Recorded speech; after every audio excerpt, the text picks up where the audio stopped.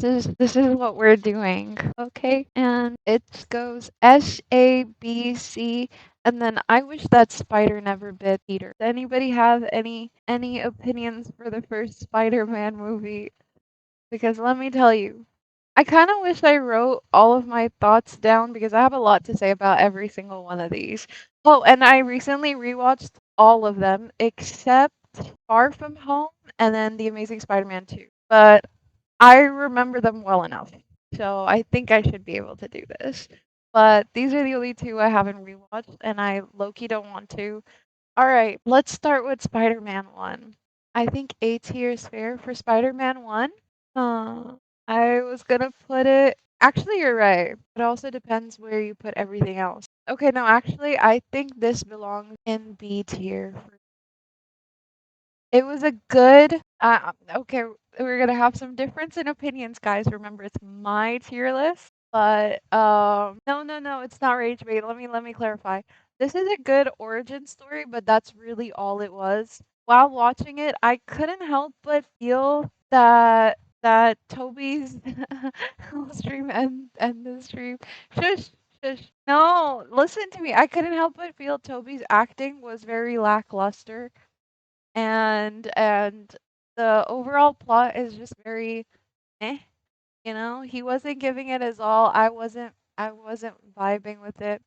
There's not really much to say about this movie that I could be like, "Oh wow, this is amazing." So for that reason, it's in B. It's good, but it's good. I'm waiting for it to be better. Okay, everyone says this. I don't think so. I think Toby was being a bad actor, and people were like, "Oh my God, yes, we're good." He wasn't witty enough. Like his Peter's quippiness, his wittiness just wasn't there. He literally has line the entire movie where he's trying to be, and even those kind of come off as kind of odd. They kind of come out of nowhere. His acting wasn't perfect, and I implore you to rewatch this movie, just paying attention to each act, and I swear you'll notice it too. The best part of this movie is James Jonah Jameson. He's actually the best part of a lot of these movies. Wait, changing the stream name to dog shit ranking of the Spider-Man. Shush. Mal's witness clearly isn't here, but we are still watching. What? Who's Mal's witness? Okay. Alternatively, this one, this one is an S tier. Okay, there's gonna be very few S tiers. I can already tell you. I think I already know. Okay, so this movie, I have so much to say about Tobey Maguire's sleepiest performance of all time. Thank you. Oh my God, Ish, you are right. That's a cute outfit. Did your husband give it to you? Huh? I'm confused. But anyways, this movie. There are two scenes I absolutely adore. One that everyone kind of talks about is the train sequence. So well done.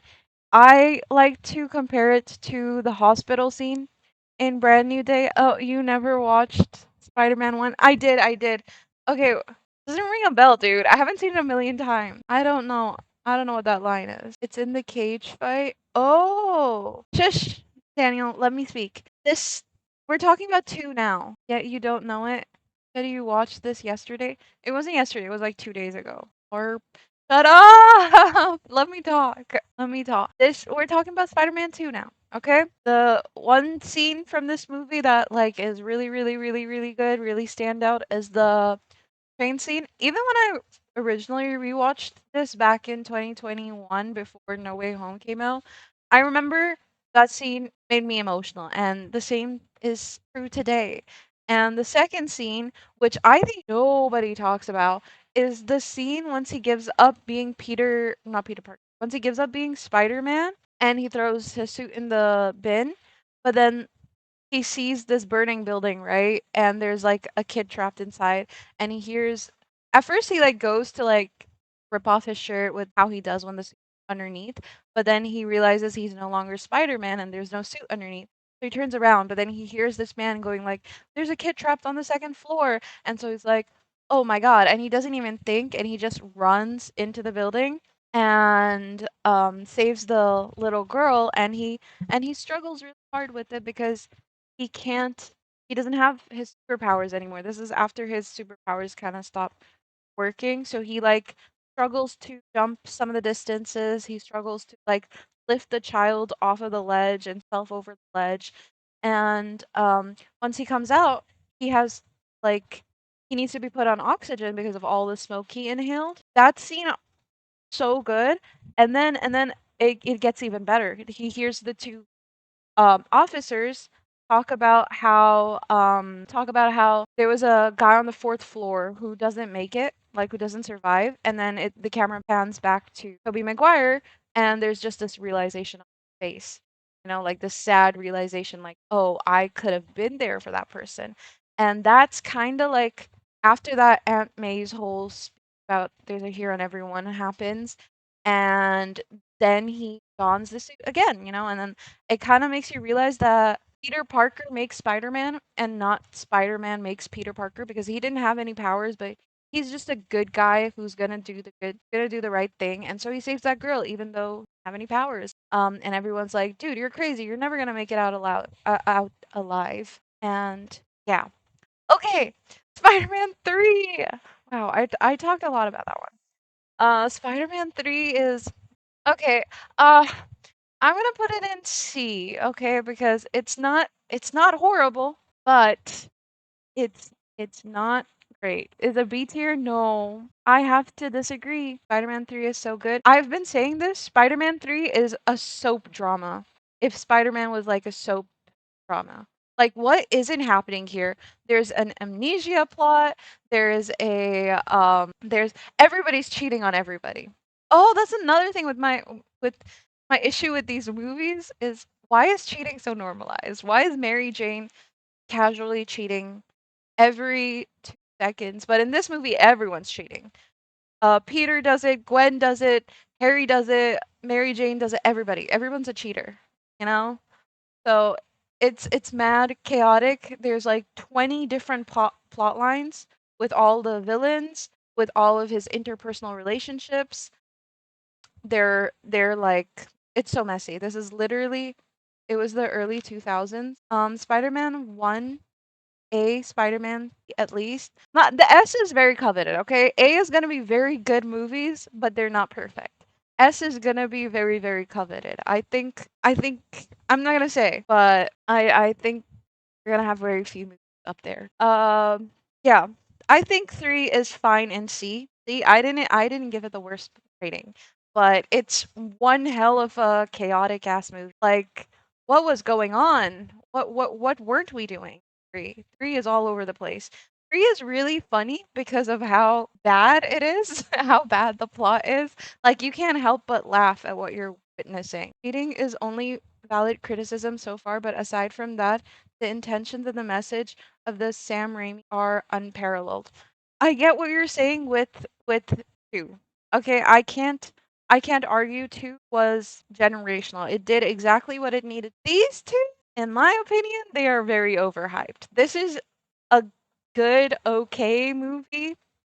This is just right on the line of actually it's kind of bad, but I'm only allowing it here because it's Spider-Man, you know? Spider-Man 3 is the best in the trilogy? What? That's a crazy take. Even Spider-Man 3 is a great story about Peter falling to arrogance from being popular as Spider-Man, about not letting fame and power get to your head. No, I get that. I just think the way the plot was handled, the writing, is so fun, bruh. Okay, yeah, it's fun, but let's be objective here. Let's not let our opinions be blinded that by the fact that we like Spider-Man, okay? This movie is kind of a hot mess. If if a hot mess could be a movie personified, this is that movie. Okay. Now comes the part that's going to break my heart. I love Andrew Garfield's Spider-Man, and I actually think The Amazing Spider-Man 1 is the reason I like the character because although I was alive for all of these, okay, I was a baby when Sam Raimi's movies came out, and I barely remember them. Like I remember them vaguely, and I did rewatch, and I'm rewatching them now. Did rewatch them recently, but these are the movies that I had like, this is the movies I remember the best. Bonk. I don't even know if it works anymore. Let me know if it worked. I clicked it. Idiot gets bonked. Holy shit. But with that being said, I rewatched this yesterday and oh my god. I really didn't want to hate on this movie. Like with all of these, with I went in with like a critical mind, because I'm like I'm rewatching them and I'm trying to see if I still feel the same. This one is so bad. I no, no. I tried. Listen, I'm the biggest Andrew Garfield defender. And if this list was about which Peter Parker mogs them all, he'd be S tier. But it's not. And unfortunately, the writing, the the plot, everything is so bad. Hello, Sky, that I have to wish that spider never bit Peter Parker because oh my god, this is so bad. This is so cringe. This is like if Wattpad wrote Spider-Man.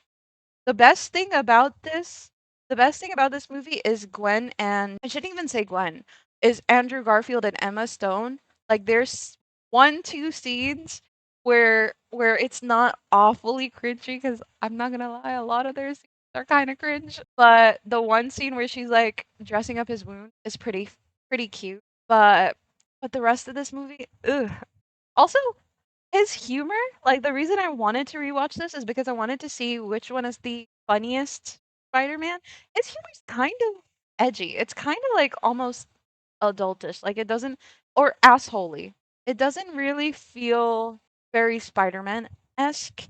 Oh my God, dude, where do I begin with this movie? I have so much to say. What is this plot? Why did we make it so that his father made the spiders that bit him? The plot is so dumb. I don't like the plot at all. I don't like whatever creative liberties they took. Nobody cares about Spider-Man's dad, Like we don't want that part of the story. And then there was like 50 million spiders. Like he just got bit by one, but when he goes into the laboratory where they're all held, 50 spiders fall on him and they're all like genetically modified spiders. So theoretically, there could be like 50 different spider people in this world alone. And I didn't like what they did with the plot. I didn't like the villain. I didn't really like Uncle Ben and Aunt May either. Oh, one plus of these movies is I think they did Aunt May really well. Andrew was a mid Spider-Man. Top 5 worst takes in history of mankind. I feel like if you disagree, you gotta rewatch this movie. I can't lie. I wanted to like it, okay? Has the best Spidey suit. I will say the Spider-Man suit in both these movies, in both of these Spider-Man trilogies is better. Yeah, okay, so I didn't rewatch Spider-Man The Amazing Spider-Man 2 because honestly, I couldn't, but I remember it well enough, and I'm pretty sure I wouldn't say I love Andrew Garfield, and this makes me so sad because I'm on the team. Every Spider-Man is valid, okay? Every Spider-Man is valid. Everyone can be Spider-Man. But um whoever let that pass the creative board, go back and rewrite because I know it's not Andrew Garfield. Know where you're putting it in that tier. I have to, dude. The whole premise of his Spider-Man pisses me off. It doesn't make any sense. I don't like it. And I will be fair that I did not rewatch this one along with all of these. But that's also a telltale sign. It was so bad that I just didn't want to rewatch it. I couldn't. I physically couldn't. Even with this movie, I was like, "Oh my god, when does it end?"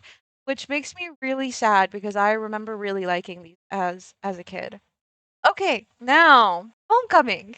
I see so much shit on this movie, but Homecoming is a pretty decent. I love the Punisher. Yes, I love the Punisher. No, no, F tier for Homecoming, dude. Anybody who hates on this movie needs to rewatch it. Homecoming is a good movie. Is a good funny movie that's very enjoyable. My biggest criticism is that it's too MCU focused. Like his whole struggle in this movie is being noticed by Iron Man. He's like, "Senpai notice me," literally, which I don't like. I feel like Spider-Man, when it's a Spider-Man movie, he should be the main focus. But I'm pissing off so many people, it's funny. But I'm saying just from a viewer's standpoint, this is a fun movie to watch, okay? It's fun. I liked it, and there's not much to say about it because there's not that much importance in the plot. Oh, I really like the humor. I really like the humor. This is, I think, the first Spidey whose wittiness is there. It's always on beat. His comedic timing, everything, very good. That's all I'll say about Tom Holland's Spider-Man in Homecoming. Far From Home, I'm gonna put in C. I remember it being okay. I remember it being really messy. Again, I remember Mysterio being a lame ass hero, and yeah, I don't think there's much to say in this movie. They go on a trip. It's it's kind of dumb, but no, Far From Home? Nuh-uh. Far From Home is a A. I don't want to hear anything. Okay, Far From Home, what's annoying is the setup. It's the setup they set for themselves. Doctor Strange being, for some reason, extremely stupid. One of the smartest minds being like, let me just fuck up a spell that's gonna ruin the entire multiverse. You know? This movie has a lot of charm though. S tier, I would put it in S tier, but the only drawback is that the setup is so garbage. It's so bad. I can't defend that. There's no universe we put Far From Home in the same tier. Wait, what? Far From Home, same tier as Far From Home. What? No one else is in this tier. But whoa, there's so much controversy in where Far From Home belongs. Far From Home is a very good movie. Far From Home is very emotional. I cried, okay? And I feel like that's a statement if it can elicit an emotional response from you. And the acting is just chef's kiss.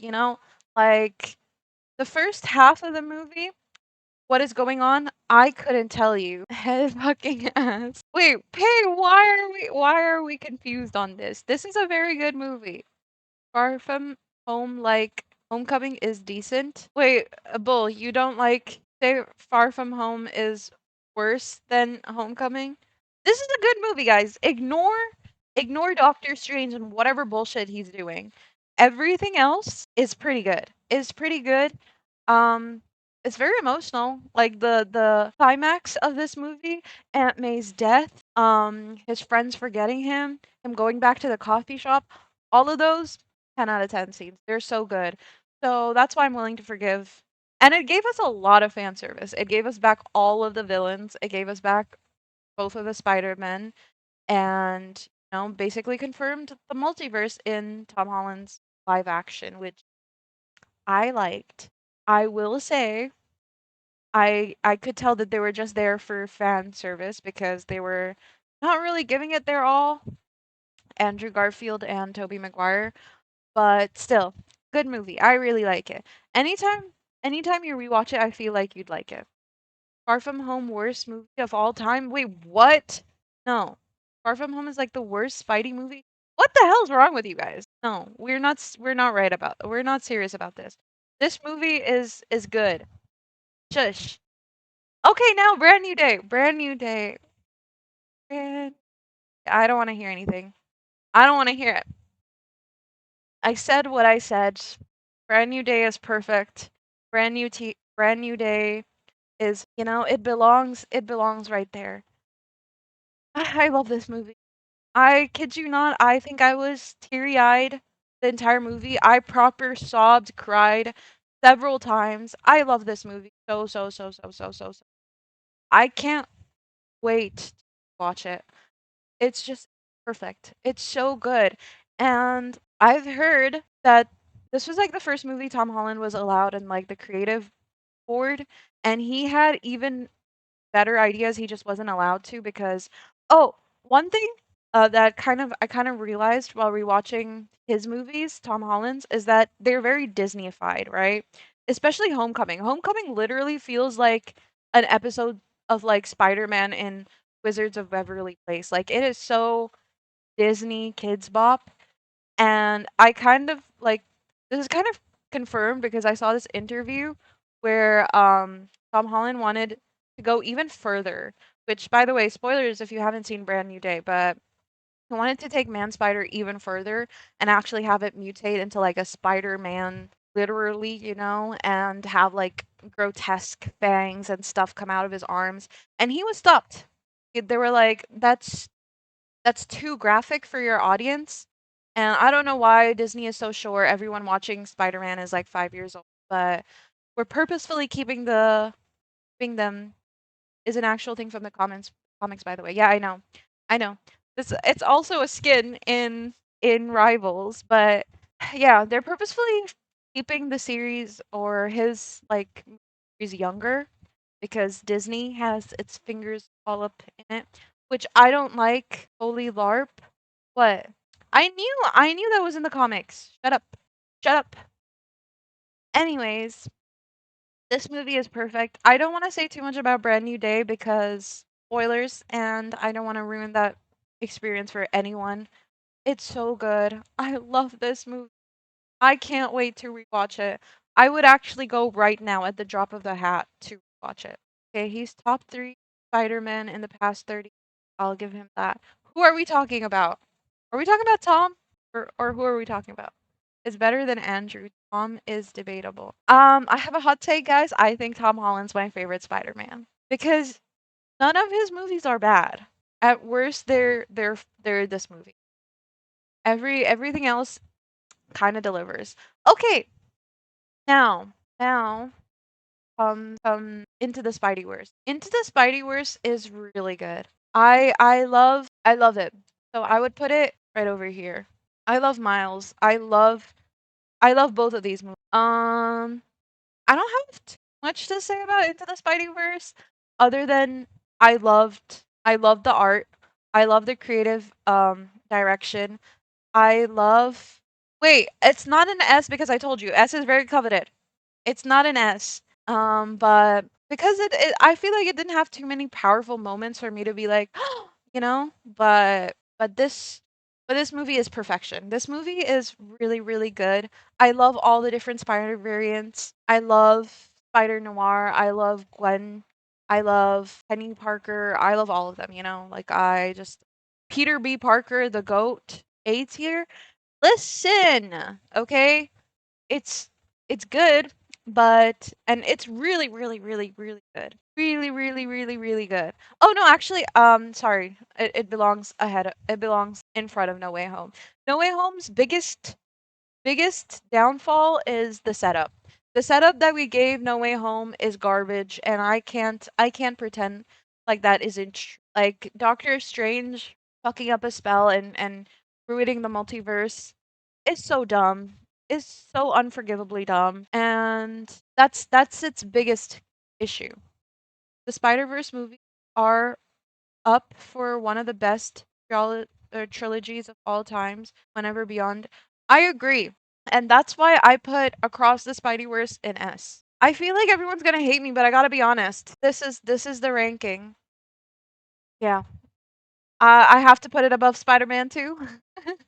I have to put it Into the Spideyverse is beautiful. I love this movie.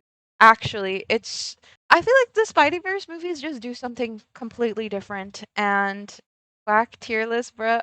I'm sorry, I have to be true to myself. Okay, I'm gonna force end stream. Shush, shush.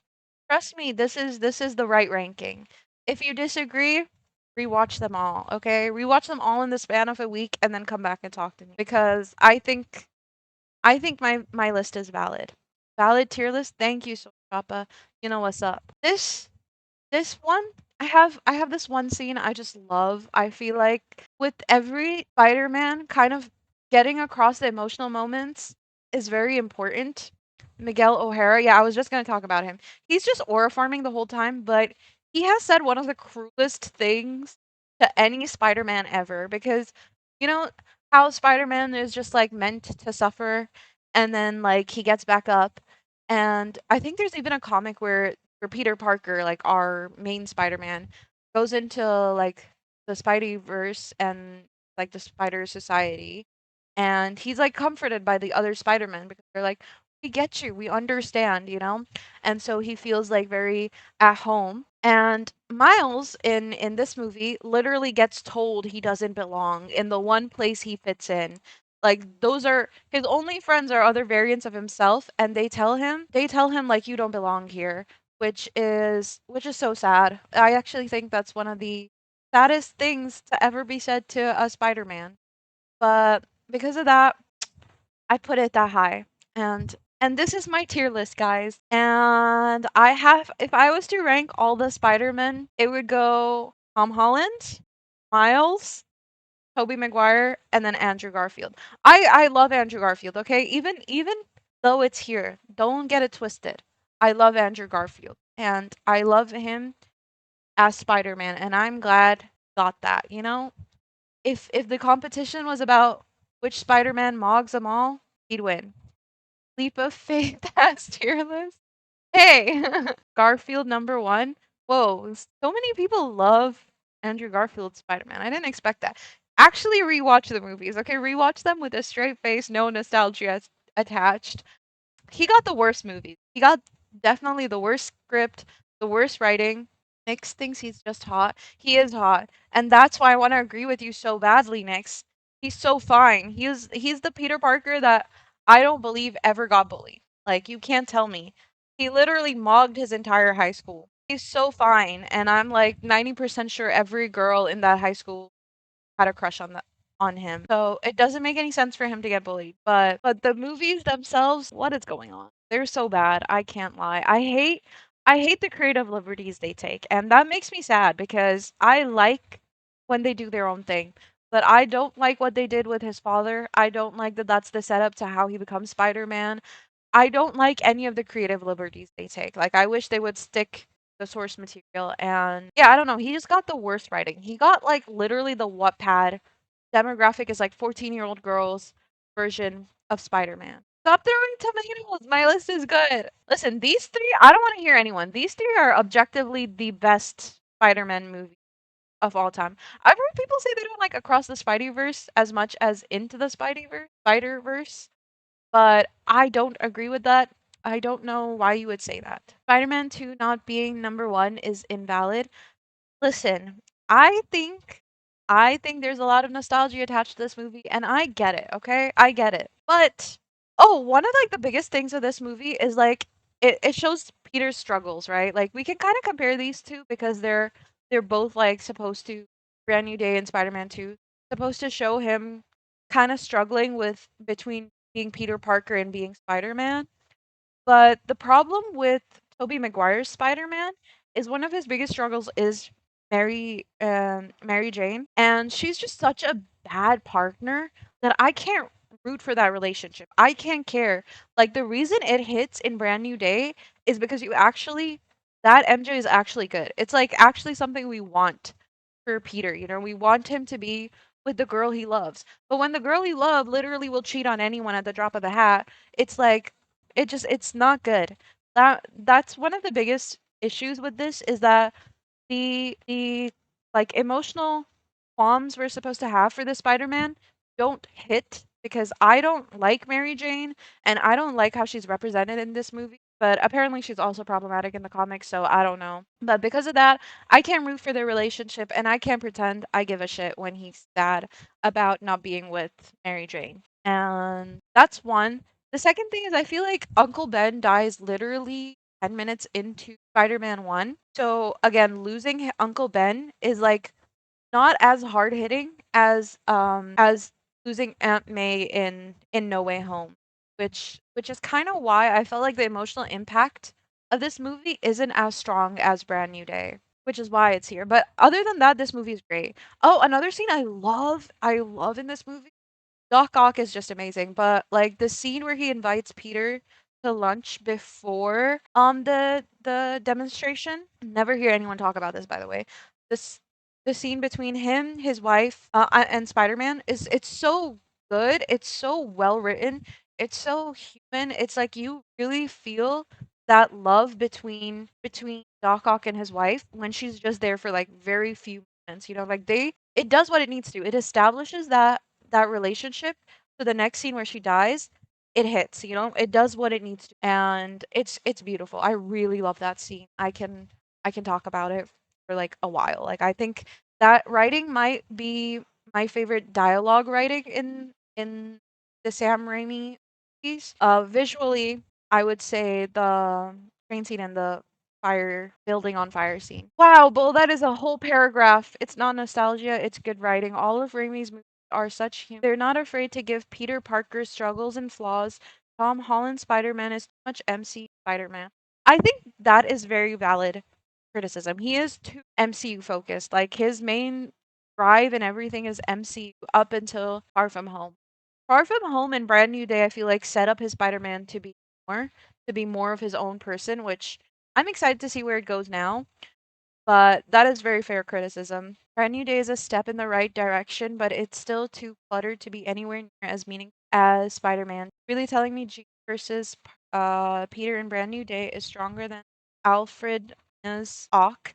No, I'm not saying that. I'm not saying that. The reason he's Brand New Days ahead of this is not Doc Ock. Doc Ock is an amazing villain, and actually, I think probably my favorite villain in all of these movies. These two are going bar for bar because Miguel O'Hara is pretty tough too. But the reason it's here is, like I mentioned, the emotional weights of this movie don't hit as much as Brand New Day because we don't care about the relationship. We didn't really get time to know Uncle Ben that much. The main the main struggle in this version of Peter Parker is keeping a job and paying rent, which is, very real struggles, very relatable struggles, but they just don't hit the same as these two. Like the loneliness kind of described in both of these, how like literally lonely he is in this, and then how like he's refused from the only people in the entire multiverse that are gonna get him. I feel like it's more emotionally hard hitting. That's just my opinion. Okay, guys, this is my decisive rating. Do we agree? I think nobody agrees, but that's okay because it's my rating for a reason. And I'm proud of it, okay? I think I said what needs to be said. What are you guys on about? Okay? I think some of you Toby Maguire fans need to sit with yourself and think, am I just a Toby Glazer or are these movies as good as I Spider-Man 2, very good movie. For the time it came out, I'm not saying it's bad, okay? All of these movies are a 9 or a 10. 10 to Brand New Day, but that might be recency bias. 10 to Across the Spideyverse, even though it's not perfect. But there's no such thing as a perfect movie. So I'm allowing minor flaws. 9 to this. Clearly, they're very good movies. Even Andrew Garfield. Listen, Andrew Garfield, I love you. Even how bad your movies were, they're Spider-Man movies. So I would still give them a 7, a 6, 7, haha, out of 10, okay? And then yeah, I think this is actually a really solid tier ranking. I can't lie. I'm very proud of myself.